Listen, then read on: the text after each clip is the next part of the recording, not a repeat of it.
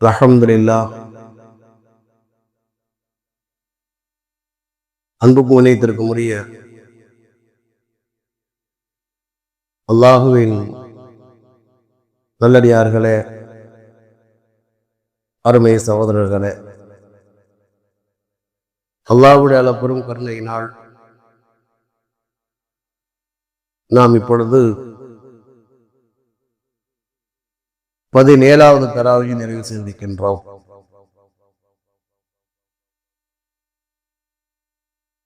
பிறை 17 என்பது இஸ்லாமிய வரலாற்றில் முதல் தற்காப்பு யுத்தமான பத்ரு போர் நடந்த நாளாக இருக்கின்றது.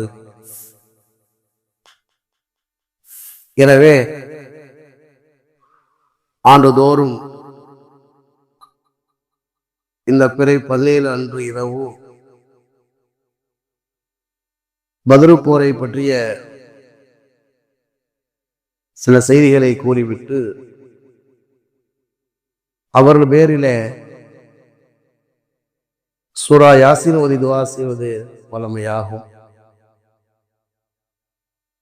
இந்த அடிப்படையிலே சிறிது நேரம் அவர்களை பற்றி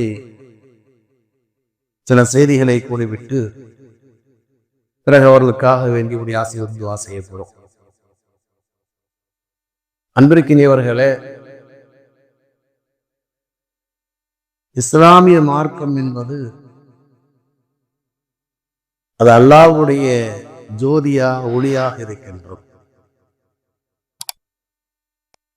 இந்த அல்லாஹ்வுடைய ஜோதியை ஒளியை அழைப்பதற்கு எல்லா காலத்திலேயுமே இந்த இஸ்லாத்தின் எதிரிகள் முயற்சி செய்திருக்கின்றார்கள். ஆனால் இந்த இஸ்லாமிய மார்க்கம் அவர்களை என்ன செய்யும் என்றால், இரண்டிலே ஒன்று செய்யும்.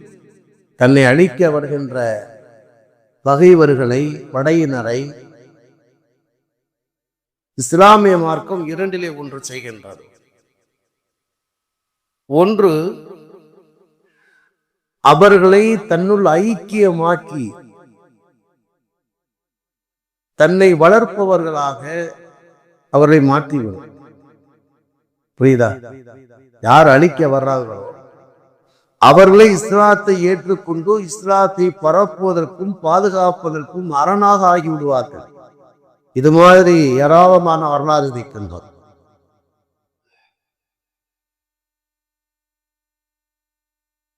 உங்களுக்கு சொல்வதாக இருந்தால், காலித் இப்னு வலீத் ரலியல்லாஹு தஆலா அன்ஹு அவர்கள் உஹது போர்க்களத்தில் முஸ்லிம்களுக்கு தோல்வி ஏற்படுவதற்கு அவர்தான் காரணம். பெருமானார் ஸல்லல்லாஹு அலைஹி வஸல்லம் ஒரு உத்தரவுக்கு தோழர்கள் மாறு செய்கிறார்கள். சஹாபாக்கள் அறியாமையினால் மலை குன்றின் மீது 80 சஹாபாக்களை பெருமானார் நிறுத்தி வைத்திருந்தார்கள். என்னுடைய உத்தரவு வருகிற வரைக்கும் நீர் வரக்கூடாது என்பதாக. அப்துல்லா சுபைருடைய தலைமையில் போரிலே வெற்றி ஏற்பட்டு எதிரிகள் புறமுதுகிட்டு ஓடுகிறார்கள். சஹாபாக்கள் அவர்களை விரட்டி செல்கிறார்கள். இதை கண்டபோது அந்த மலை குன்றிலே இருந்த தோழர்கள் தங்களுடைய தலைவரிடத்திலே சொல்கிறார்கள், போர் முடிந்து விட்டு வாரம் இறங்கலாம் என்று கூறுகிறார். அப்துல்லா சுபைர் சொன்னார்கள், பெருமானார் ஸல்லல்லாஹு அலைஹி வஸல்லம் உத்தரவு வருகிற வரைக்கும் நாம் இறங்கக்கூடாது என்பதா. மற்ற தோழர்கள் சொன்னார்கள், போர் தான் முடிஞ்சிச்சிடல, அதான் எதிரிகளும் புறம்புக்கு ஓடிக்கிட்டு இருக்காங்க. இதுவே பெருமானார் வந்து சொல்லித்தான் இறங்க என்ன இருக்கு, ஒன்னும் பிரச்சனை இறங்காமாக சொல்லி அதிகமானவர்கள் இறங்கிவிட்டார். புரிதலில் ஏற்பட்ட கோளாறு. இதை பார்த்தவர் காலித் இப்னு வலீத். அவர் அந்த நேரத்தில் எதிரிகளுக்கு தளபதியாக வந்திருந்தவர். அவர்தான் அதை பார்த்தார். மலை குன்றிலே சிலர்களால் இருக்கிறார்கள். தன்னுடைய படையில் இருக்க அவர் உத்தரவிட்டார், ஓடக்கூடியவர்கள் திரும்புங்கள். ஒரு பகுதியினர்கள் அந்த கணவாயின் வழியாக, அந்த மலை குன்றின் வழியாக நீங்கள் வாருங்கள், சுற்றி வாருங்கள் என்பார்.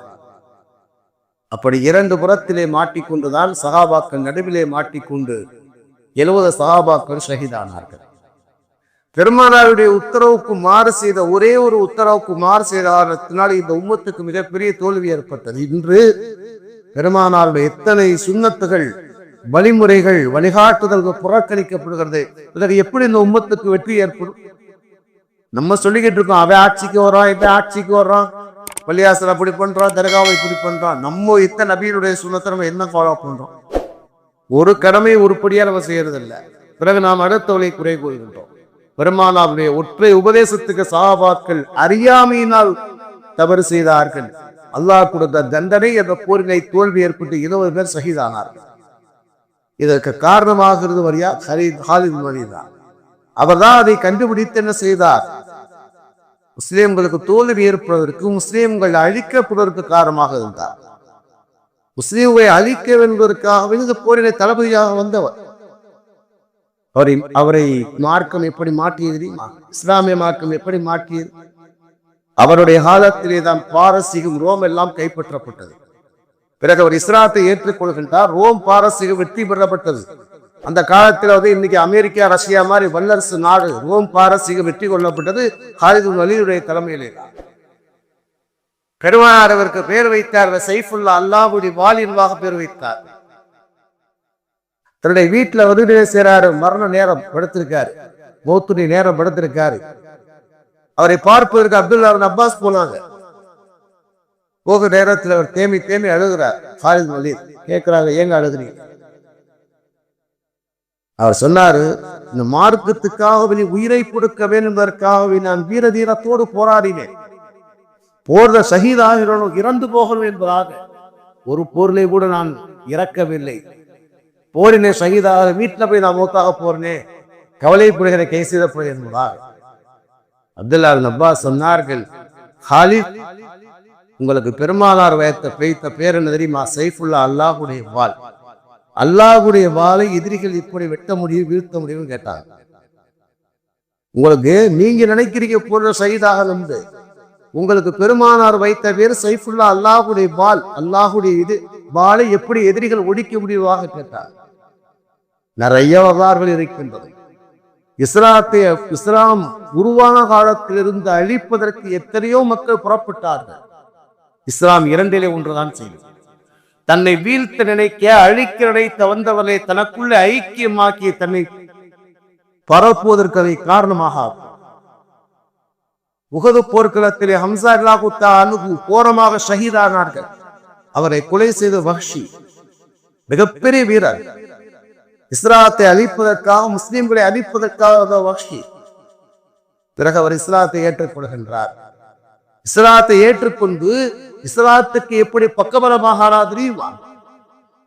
பெருமானார் ஸல்லல்லாஹு அலைஹி வஸல்லம் காலத்திலே பெருமானாருடைய மௌத்துக்கு பிறகு பெரும் ஒரு கூட்டம் கிளம்பியது. முஸைலமத்துல் கذாபுடைய தலைமையில். முஸைலமத்துல் கذாப் என்ற ஒருவர் இருந்தார். பெருமானாருடைய காலத்திலே தன்னை நபின்னு சொன்னான். ஆனா பெருமானுடைய காலத்துல அந்த அளவுக்கு அவனால் உதவி செய்யறது ஒன்னும் பண்ண முடியல. அபூபக்கர் சித்திக்குடைய ஆட்சி காலத்திலே 10,000 நபர்களை கொண்டு என்ன செய்தார்? பெரும் படையை திரட்டி கொண்டு வந்தான். அவன் நபின்னு சொல்றான். அவனுக்கு பின்னால 10,000 பேரை படையை திரட்டி கொண்டு வருகின்றான் போருக்கு. அவனை கொலை செய்த வஹ்ஷிதான் கொலை செய்தார். சொன்னார், நான் இஸ்லாத்துக்கு எதிராக நேரத்தில் இஸ்லாத்துடைய தூணை நான் வீழ்த்தி நான் ஒரு தவறு செய்தேன். அந்த தவறுக்கு பரிகாரமாக இஸ்லாத்தை அழிக்க வந்தவனை நான் கொலை செய்து பரிகாரம் தட்டி கொண்டேன்னு சொல்வார். அப்ப இஸ்லாமிய மார்க்கம் எப்படிப்பட்டது? தன்னை அழிக்க வரக்கூடிய மக்களை தனக்குள் ஐக்கியமாக்கி தன்னை பாதுகாக்கும் மரணாக அவரை மாற்றும். ஒன்று இல்லாவிட்டால் அழிக்க வந்தவனை அழித்து விடும். இந்த மார்க்கம் அழிக்க வந்தவனை அழித்து விடுவதா?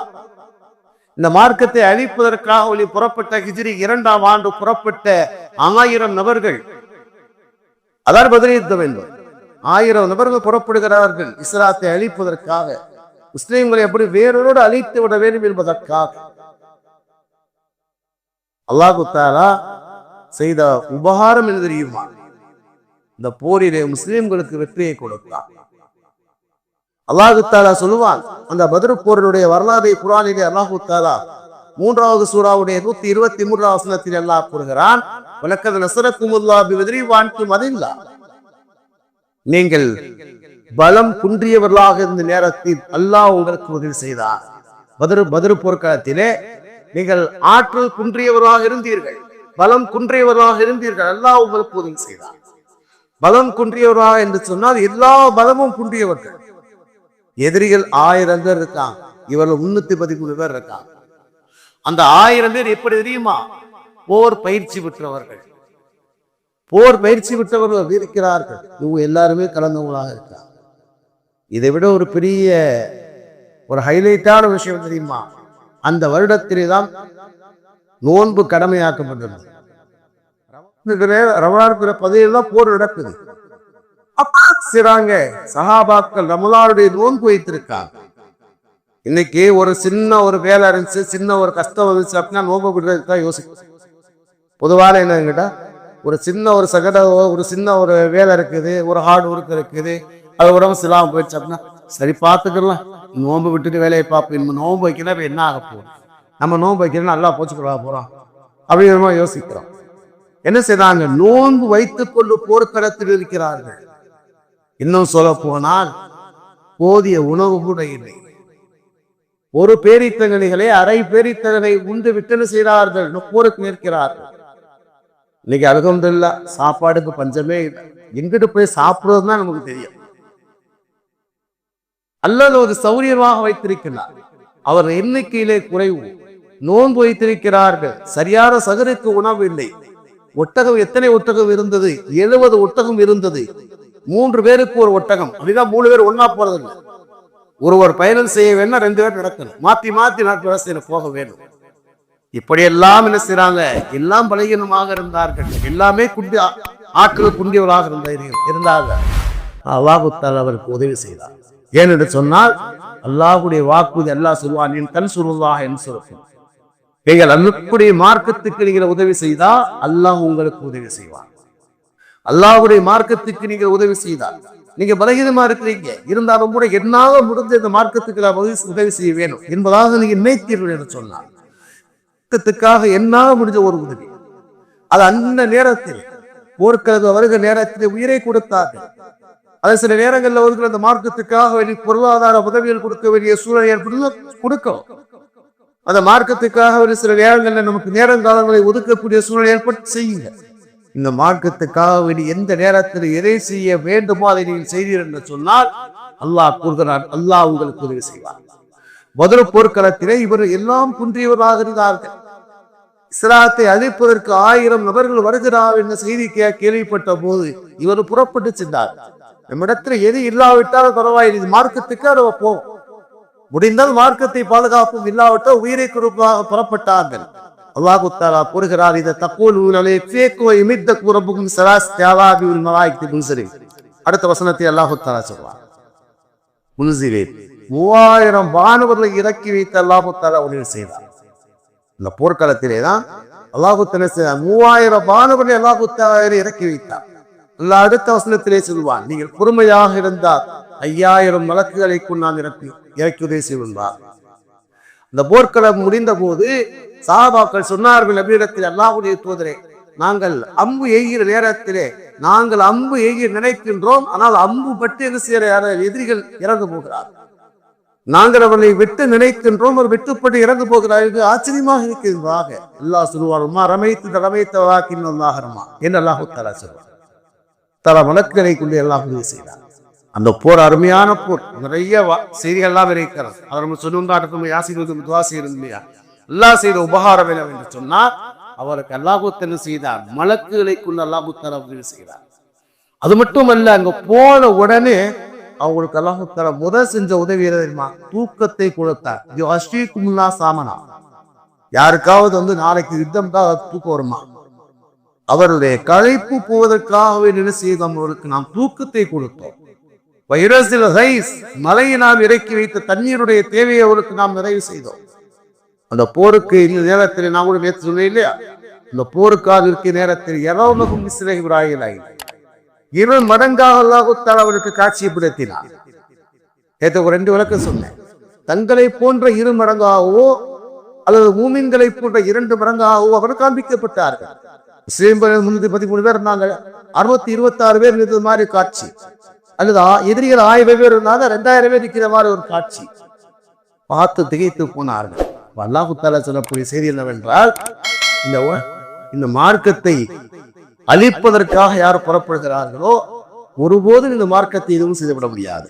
இந்த மார்க்கத்தை அழிக்க நினைக்கக்கூடிய எதுவும் செய்ய முடியாது. இந்த மார்க்கம் 2ல 1 செய்யும். ஒன்று, அவரை தன்னுக்குள்ளே ஐக்கியமாக்கி அவர் என்ன செய்யறது, இந்த மார்க்கத்தை பாதுகாக்கக்கூடியவர்களாக இல்லாவிட்டால் அவர்களை அழித்து விட்டு இந்த மார்க்கம் என்ன செய்ய நிலைத்திருக்கும்.